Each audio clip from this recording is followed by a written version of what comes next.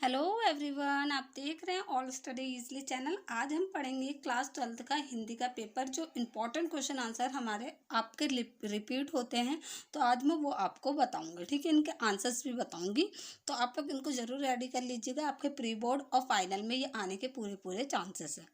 ठीक है, तो देखिए हमारा फर्स्ट क्वेश्चन है, भाषा को सहूलियत से बरतने से कवि का क्या अभिप्राय है।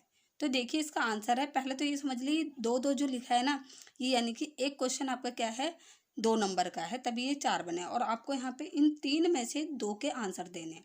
तो मैं तीनों बताऊंगी, आपको तीनों ही याद करना है, वहाँ पे 2 के आंसर आपको दे के आने होंगे। ठीक है, तो देखिए हमारा आंसर है, इसका अभिप्राय है कि हमें भाषा का प्रयोग उचित प्रकार से करना चाहिए। सभी को पता है कि हमें किस तरीके से बोलना चाहिए। ठीक है, भाषा शब्द का ताना बाना है, उनके अर्थ प्रसंगत होते हैं, अतः हमें उसका प्रयोग सही प्रकार से करना चाहिए। कई बार हम गलत शब्द का प्रयोग कर भाषा को पेचीदा बना देते हैं।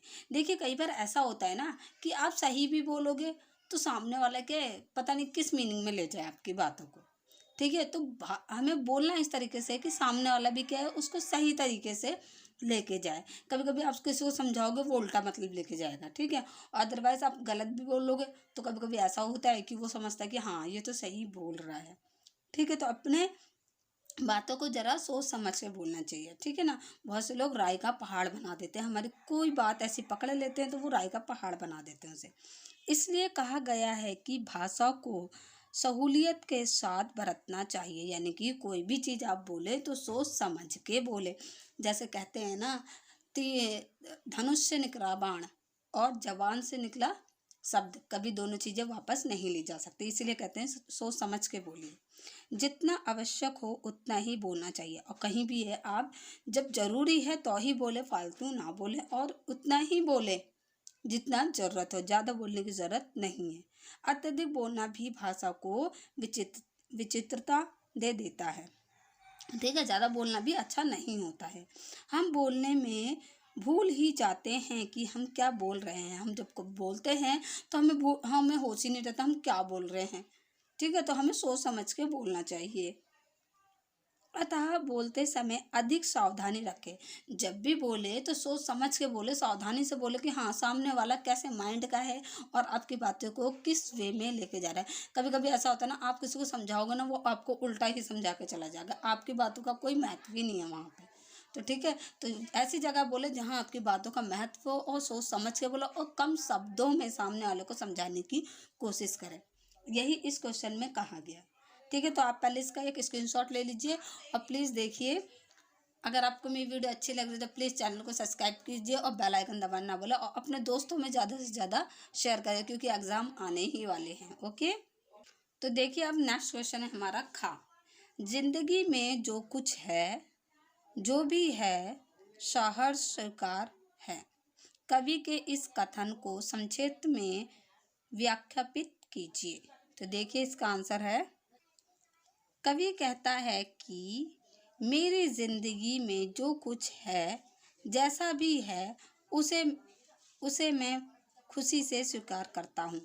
कवि क्या कहता है, मेरी जिंदगी में जो कुछ भी है, जैसा भी है, अच्छा है बुरा है कुछ भी है, मैं उसे खुशी से स्वीकार करता हूँ। इसलिए मेरा जो कुछ भी है वह उसको माँ या प्रिय अच्छा लगता है। ठीक है ना, कुछ भी हो रहा है वो उसको क्या है, प्रिय लगता है, यानी कि अच्छा लगता है।